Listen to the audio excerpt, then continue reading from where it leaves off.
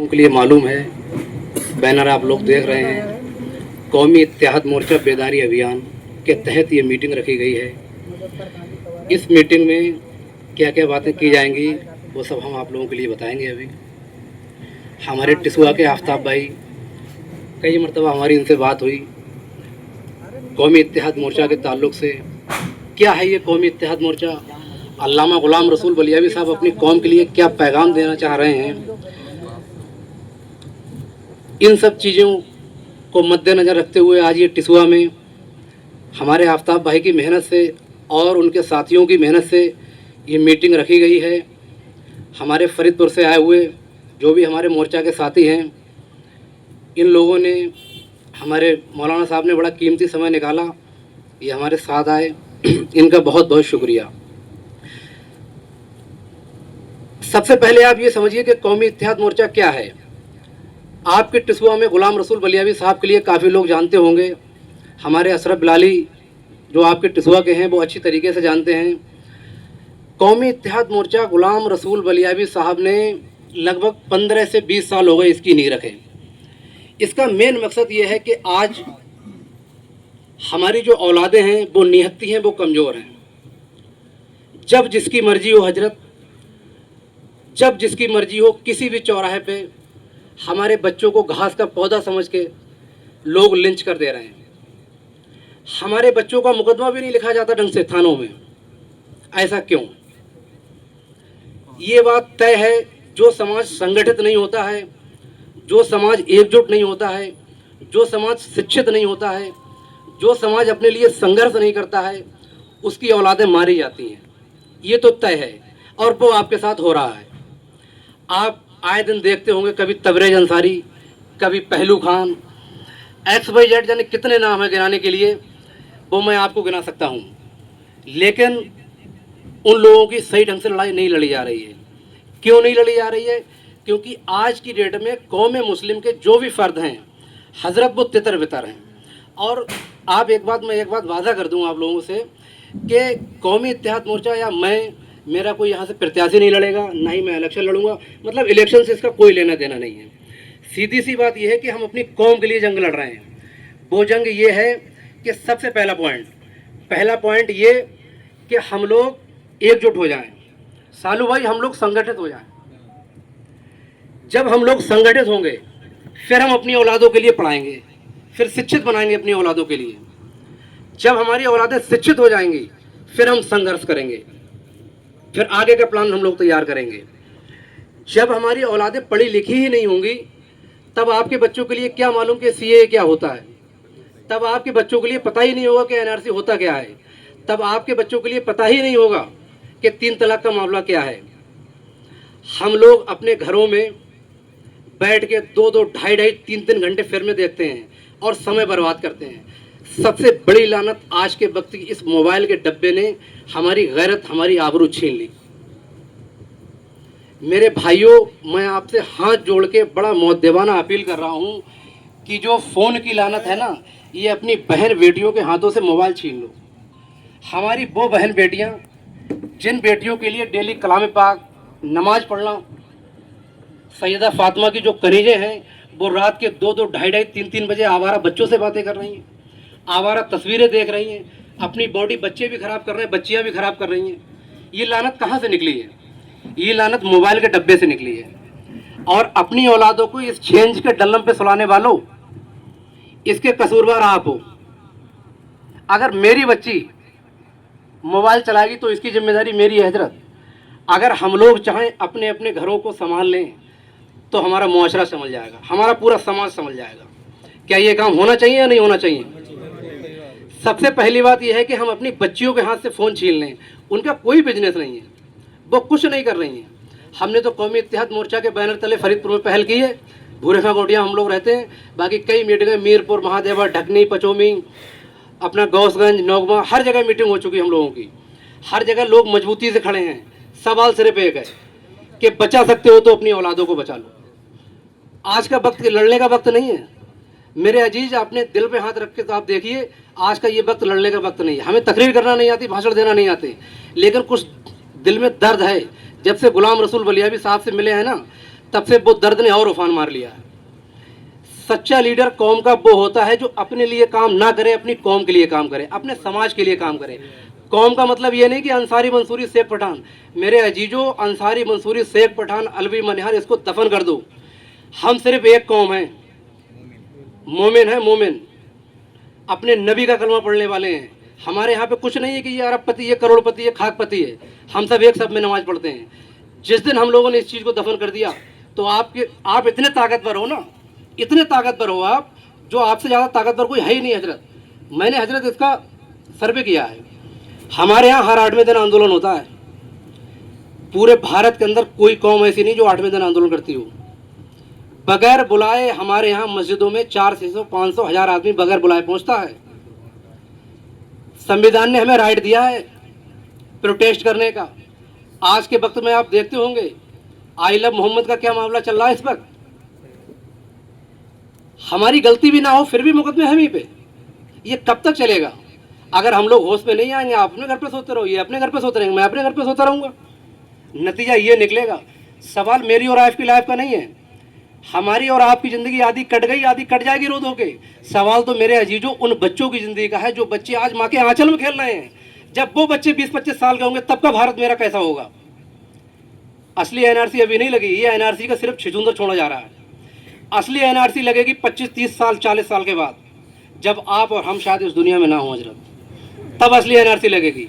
वो तो एक छिचुंदर छोड़ा मुसलमानों का टेस्ट लिया जा रहा है कि ये सो रहे हैं या जाग रहे हैं। जब डॉक्टर ऑपरेशन करता है तो एनीस्थीसिया देता है कि इसमें दम है अभी नहीं है, हरकत कर रहा है ये नहीं कर रहा।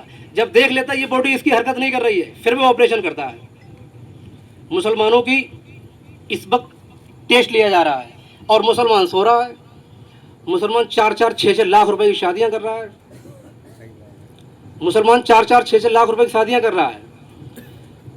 पॉइंट नंबर जो 1 मैंने आप लोगों के लिए बताया कि शिक्षित हमें बनना है, संगठित हमें बनना है, फिर संघर्ष करना। क्या ऐसा होना चाहिए नहीं होना चाहिए? आप लोग बताइए।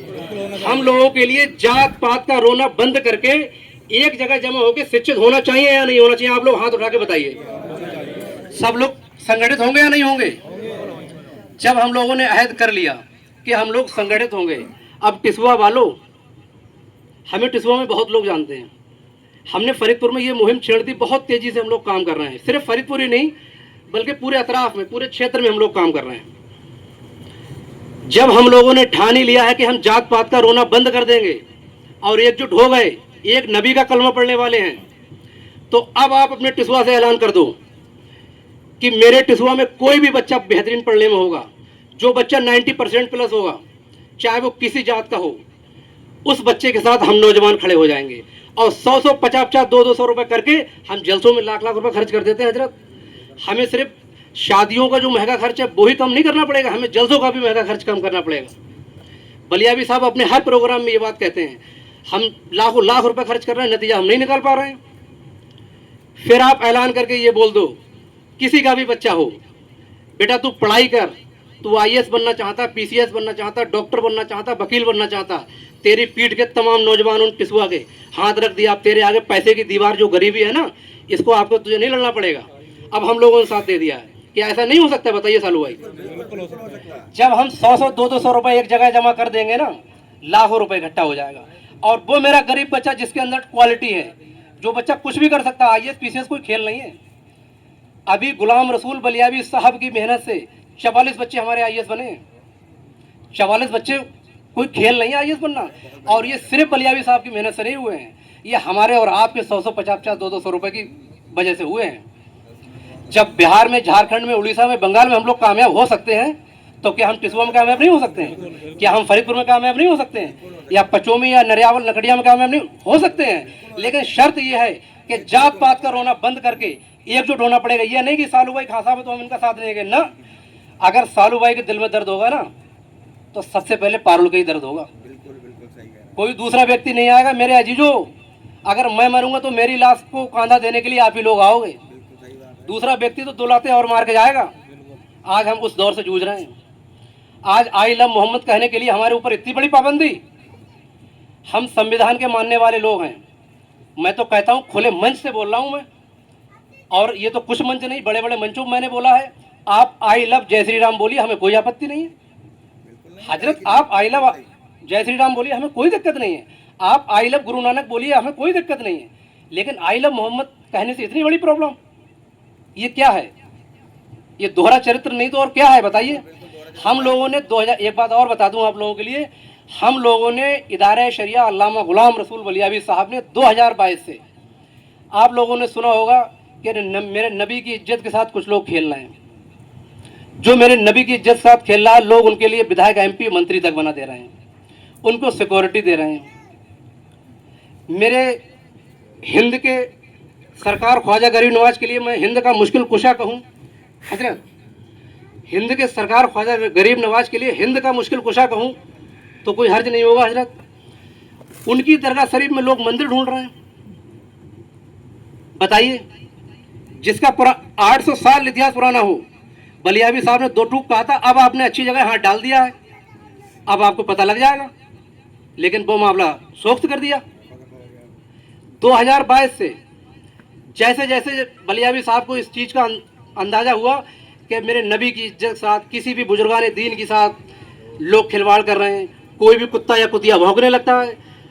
दर्द शालू भाई के लिए होता है, आफ्ताब भाई के लिए होता है, हर मुसलमान के लिए दर्द होता है कि भाई ऐसा नहीं होना चाहिए। मेरे मस्जिद का इमाम बेचारा चीख चीख के समझाता है, लेकिन लोगों के जहन में बात नहीं उतरती है। चीख चीख के समझाता है, मुसलमानों एकजुट हो जाओ, मुसलमानों एकजुट हो जाओ। लेकिन हम लोगों ने भांग खा रखी है अंसारी मंसूरी शेख पठान के, इतने उलझ गए हैं जो हम बिन मौत मारे जा रहे हैं रोज। और आज तो आप कम मारे, और आने वाले वक्त में हर चौराहे पे सिर्फ ये पूछा जाएगा इरफान इमरान, इशहाक और इस्लाम नाम का व्यक्ति है, उसको लिंच कर दिया जाए, आपका मुकदमा भी नहीं सुना जाएगा। वो वक्त आने वाला है। 2022 से जब इस चीज़ गुलाम रसूल बलियावी साहब ने महसूस किया तो इदारे सरिया में 750 जिम्मेदारों को बुलाया। वो 750 जिम्मेदार उत्तर प्रदेश, बिहार, झारखंड, उड़ीसा, वेस्ट बंगाल, इन प्रदेशों के लोगों को बुलाया। अब हम लोग 4 प्रदेशों में तहरीक बेदारी कारवां निकालना है हजरत। उसका हमारा मेन एजेंडा क्या है वो सुन लीजिए आप लोग। इदारा शरिया का मेन एजेंडा गुलाम रसूल बलियावी साहब का ये है कि आप मेरे नबी की इज्जत की शान में जो लोग गुस्ताखी करेंगे उन पे आप एक देशद्रोह का मुकदमा करके जेल में डालिए। ये कानून बनाइए आप, क्योंकि कानून बनाने का अधिकार स्टेट गवर्नमेंट के लिए भी है।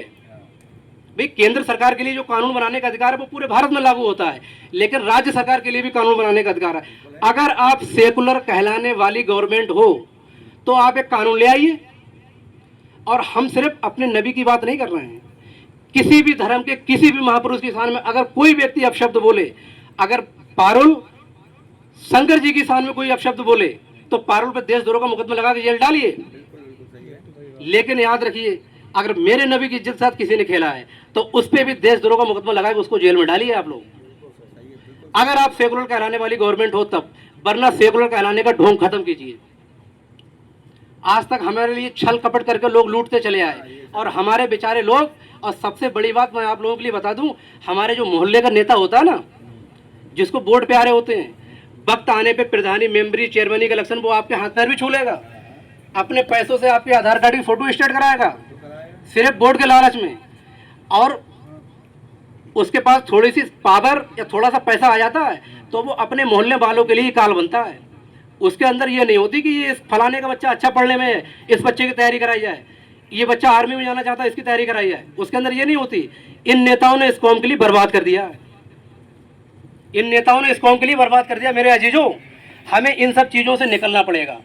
मैं कोई पॉलिटिकल व्यक्ति नहीं हूँ, ना ही मुझे राजनीति करनी आती है, लेकिन अपनी कौम का एक दर्द है, इस कौम को जगा के ही दम लेंगे, इस कौम को जगा के ही दम लेंगे। दूसरी चीज़, जब हम लोगों ने ये ऐलान किया 1-1 लाख की भीड़ हमारी इकट्ठी हो रही है।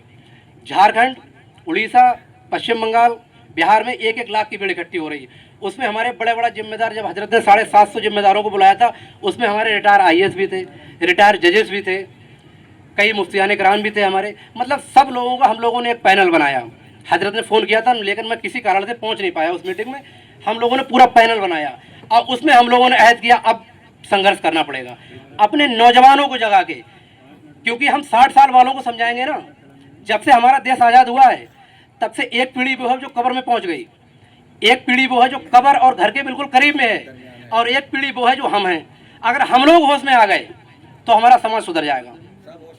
अगर हम लोग होश में आ गए तो हमारा समाज सुधर जाएगा।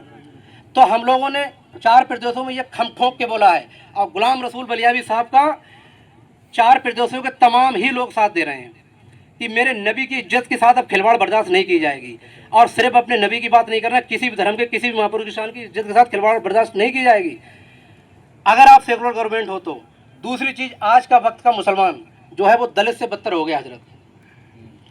दलित से बदतर इसलिए हो गया कि आज जब जिसकी मर्जी हो तब वो लिंच कर दे रहा है। हमारा बच्चा घास का पौधा हो गया, जिसकी जब मर्जी हो वो नोच के फेंक दे रहा है। हमारा मुकदमा भी नहीं सुना जा रहा है। हम कहें तो कहें किससे, हम कहें तो कहें किससे। तो हम लोगों ने ये तय किया है कि क्यों ना अपने समाज को ही जगाया जाए, और अपने समाज को जगा के ये अहद करवा लिया जाए कि मेरे अजीजों, अगर आप एकजुट हो गए और आपने अपनी रकम एक जगह जमा कर दी। हमारे बहुत खर्चे हैं, हम जलसे करते हैं, शादियां करते हैं, बहुत खर्चे करते हैं, टाइलें लगाते हैं मकानों में, लेकिन हम शिक्षा के लिए भी संघर्ष करेंगे। जब हमारे इसी समाज का बच्चा, इसी टिसुआ का बच्चा जब IAS PCS वकील बन जाएगा ना, तब हमें लड़ाई लड़ने में मजा आएगा। ऐसे हम कुछ नहीं कर पाएंगे हजरत। ऐसे तो हम कहीं चले जाएं तो कोई भी इंस्पेक्टर, कोई भी दरोगा हमें गले आके भगा देगा। मजा जब आएगा जब हम लोग शिक्षित होंगे, फिर संघर्ष करेंगे। एकजुट तो होना ही पड़ेगा मेरे अजीजों। आज का मुसलमान दलित से बदतर हो गया। हम लोग हुकूमत से मांग कर रहे हैं, अगर आप सेकुलर कहलाने वाली गवर्नमेंट हो तो आप एक कानून लेके आइए। जैसे हमारे दलित भाइयों का हरिजन एक्ट बना हुआ है, वैसे ही मुस्लिम सेफ्टी एक्ट बनना चाहिए, उन्हीं धाराओं उन्हीं दफाओं के तहत होना चाहिए। नहीं होना चाहिए बताइए। और तीसरी जो सबसे अहम बात, वो हुकूमत से नहीं है, वो मेरे अजीजों आप लोगों से है। वो सबसे अहम बात हजरत, बड़ा तवज्जो करने की बात है। जिस भाई के 4 बेटे होते हैं और बेटे दिल्ली, मुंबई, कोलकाता से कमा के जब घर पे ले आते हैं तो बमुश्किल हमारे उस भाई का मकान बन जाता है। बहुत तवज्जो सुनना ये बात, कोई भाषण नहीं, टूटा फूटा बोल मिलता हमारे लिए। जैसे तैसे 4-5 भाई होते हैं परिवार में, उनके वालिद साहब उनको बाहर भेज देते हैं, कोई सिलाई करने, कोई जरी कारचौक करने, कोई भट्टे पे काम करने, तरह तरह के। हम यही काम करते हैं, हमारा यही बिजनेस है। हमारे बच्चे IAS PCS वकील डॉक्टर इंजीनियर नहीं है। जब बमुश्किल 4-5 भाई बाहर से काम करके लेके आते हैं तब हम टाइल मार्बल लगा लेते हैं। जगह हमारे पास हजरत 100 गज होती है, जगह हम नहीं खरीद पाते हैं। फिर जब पहले बच्चे की शादी का नंबर आता है तो हमारे वो वालिद साहब हजरत मोछों पे ताव दे के, सीना ठोंक के कहते हैं, अब कोई टक्कर का रिश्तेदार हो तो लेके आओ हजरत, अब कोई टक्कर का रिश्तेदार हो तो लेके आओ। फिर हमारे उस भाई की शादी होती है। उसकी औकात कितनी है? 100 गज जगह की औकात 5 लाख रुपए। 5 भाई, यानी उसके हिस्से में 1 ही लाख आया, यानी उसके हिस्से में 1 ही लाख आया। उनके वालिद साहब कह रहे हैं अब कोई टक्कर का रिश्तेदार हो तो लेके आइए। फिर उनकी शादी होती है 4-6 लाख रुपए की, 4-6 लाख रुपए की शादी होती है। एक उदाहरण दे रहे हैं, 4-6 लाख रुपए की शादी होती है। जब लड़की वाले के यहाँ बारात का नंबर आता है तो कहते हैं हमारी मोहल्ले में, गांव में, समाज में इज्जत है, 200, 250, 300, 400 लोग आएंगे। लड़की वाला बेचारा मजबूर। देखो, लड़की कोई घर में रखने की चीज नहीं है। उसके पास कोई जमीन का टुकड़ा होता, वो बेच के या कर्ज लेके 2 साल पहले से पैसे इकट्ठे करता, 2 साल बाद तक जूझता है पैसे निपटाने में। इन साहब के 300 बाराती जाते हैं। अब वो 300 बाराती जाने के बाद शादी में 280 बाराती खाना खा के सीधे चले जाते हैं टिसुआ वापस। जो 20 अजीज लोग बचते हैं वो निकाह करवाते, वहीं रुकते हैं हजरत। ठीक है, उसकी औकात टोटल 1 लाख की, बारात हुई 6 लाख की। ठीक है, अब वो वापस आ गए। अब कल को यही बच्चा हमारा कहीं कोर्ट कचहरी में फंस जाए तो मेरे भाइयों, मैंने बहुत करीब से देखा इस चीज़ के लिए, क्योंकि रोज़ मेरे पास कहीं ना कहीं फ़ोन आते हैं, पारुल भाई ये हो गया, वो हो गया। तो हम तो इसी में, बलियावी साहब ने ये नशा चढ़ा दिया है तो ये उतरने वाला तो है नहीं अब। और अपने समाज के लड़ाई लड़ना कोई जुर्म है, अगर अपने नबी की इज्जत की बात करना कोई जुर्म है, तो आप हम पे 1 नहीं 100 मुकदमे लगा दो। मुकदमा तो बहुत छोटी चीज़, हमें जान से मार दो। हम बात अपने नबी की इज्जत की करते रहेंगे हजरत, बिल्कुल हम करते रहेंगे। उसके लिए 2 जमानतें नहीं मिलते बेल कराने के लिए, अगर वो जेल चला जाता है। और फिर वही वालिद साहब जिनकी समाज में इज्जत थी, वो उसको गरिया के घर में अलग करते हैं। हर घर में विवाद होता है, कोई ऐसा नहीं जिसके घर में विवाद ना हो। मेरे घर पे विवाद होता है, बड़े बड़े हजरतों के घर पे विवाद होता है। फिर वो उनके वालिद साहब अलग कर देते हैं। फिर जो लड़का दिल्ली में काम करने जाता था ना, शालू भाई, वो यही टिसुआ में फल का ठेला, बुद्ध बाजार, फलानी बाजार मजदूरी करने, इस फैक्ट्री में उस फैक्ट्री में जाके काम करता है। अब बमुश्किल 400-600 रुपये कमा के लाता है। अब बीबी की डिलीवरी का नंबर आ जाता है, बच्चे के पैदाइश का नंबर, तो डॉक्टर ऑपरेशन बोल देता, अब उसकी जेब में 50,000 रुपये नहीं है। अब या तो ससुराल वाले उसकी मदद करते हैं या माल की कोई चीज़ गिरवी डाल के अपनी बीबी को ऑपरेशन कराता है। ये हकीकत है या नहीं, बताओ बताओ हजरत, ये हकीकत है या नहीं है? तो हमें दहेज की लानत को दफन करना है या नहीं करना है? दहेज की लानत ऐसे दफन नहीं होगी, क्योंकि हमने बड़े बड़े मंचों पर जाके हमने बोला है और लोगों ने कहा कि हम दहेज की लानत दफन करेंगे। हम अपने फरीदपुर की मिसाल देते, हमारे गुलाम रसूल बलियाबी साहब आए थे, लोगों ने अहद किया था कि हम दहेज की लानत दफन करेंगे। लेकिन मैं ये भी जानता हूँ कि 100% काम नहीं हो सकता है, लेकिन काफ़ी हद तक हम इसमें कामयाब हुए हैं, काफ़ी हम हद तक इसमें कामयाब हुए हैं। दहेज की लानत को हमें दफन करना है, उसी पैसे को बचा के अपनी औलादों को पढ़ाना है। मैं जानता हूँ हमारी औकात 10,000 रुपये की नहीं होती है, जब कहीं पे नंबर आ जाता है तो 10-20 हज़ार रुपये नहीं निकल पाते हैं, और उस बच्चे का कोई अजीज सामने नहीं आता है। अगर एक ब्लड खून की ज़रूरत पड़ जाए ना, तो शायद ही कोई आ जाए जो आपके लिए बोल दे कि भाई हम देंगे। सही बात है। तो दहेज की लानत दफन होना चाहिए, नहीं होना चाहिए? बिल्कुल होना चाहिए। गुलाम रसूल बलियाबी साहब ने जो सपना देखा कि हमारी कौम के बच्चे भी IAS PCS बने, और हमें लीडर बनने का शौक नहीं है, हमें लीडर अपनी कौम से पैदा करना है। जब हमारे कौम में लीडर पैदा होंगे तब हम अच्छे से लड़ पाएंगे जंग, तब हम इस भारत में सीना तान के रह पाएंगे। अरे हम किसी के साथ गलत नहीं करेंगे, हम तो ये ऐलान कर रहे हैं, बार बार ऐलान कर रहे हैं, हम किसी के साथ गलत नहीं करेंगे। हम संविधान के मानने वाले लोग हैं, हमें जो संविधान ने राइट दिए हैं, जो अधिकार दिया है, हम उसके अकॉर्डिंग अपना काम करेंगे। लेकिन गुलाम रसूल बलियाबी साहब ने जो सपना देखा कि मेरे समाज का भी बच्चा IAS PCS बने, या मेरे समाज का बच्चा नाई जरी कारचों और भट्टे पे ही काम करता रहे, तो हमें एकजुट होकर पैसे को बचा के अपनी औलादों को पढ़ाना है और अपनी औलादों को पढ़ा के लीडर बनाना है। समाज के बड़े ठेकेदार आए, मुस्लिम कौम को समझाया कि हम आपके बड़े रहनुमा हैं, आप हमें वोट दे दो, हम समाजवादी के साथ चले जाएंगे, हम बहुजन समाज के साथ चले जाएंगे, कोई कांग्रेस के साथ चला जाता है। लेकिन लीडर पता कौन होता है? हमारे दलित भाइयों ने अपनी लीडरशिप को तैयार कर लिया, दलित भाइयों ने अपनी लीडरशिप को तैयार कर लिया। बहन जी 4-4 बार इस प्रदेश की मुख्यमंत्री बनी, लेकिन कौम मुस्लिम आज भी सो रही है, आज भी कौम मुस्लिम सो रही है।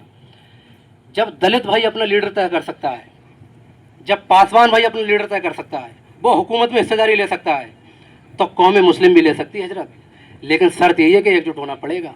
और लीडर जो हमारे लोगों ने समझौता किया पार्टियों से, उन्होंने आप लोगों के लिए बेच लिया। सच्चा लीडर वो होता है कौम का, मेरे अजीजों। मैं अगर आपकी समाज की बात करूं, मैं अपनी कौम की बात करूं, और आज मेरे पास फरीदपुर में एक मकान है, आज मैं मोटरसाइकिल से चल रहा हूं, कल को मैं दिल्ली, मुंबई, कोलकाता, दुबई में फ्लैट खरीद लूं, तो मैंने ये सामाजिक काम नहीं किया, मैंने ये अपना पेट भरा है।